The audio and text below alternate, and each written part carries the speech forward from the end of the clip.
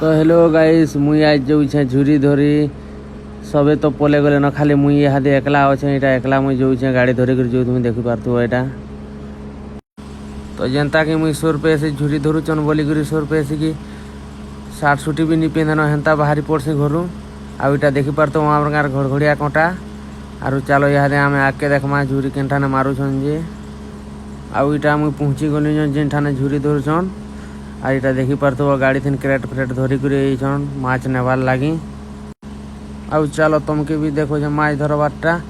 और यहाँ देखी पार्थो पेन भीतर के समी गले न माछ धरबार सब रेडी हो सारे न आउ ई मुड़ाटा तो पूरा जंगल भितर अच्छे पूरा देखी पार्थो यहाँ केते पतरा भितर अच्छे मुड़ा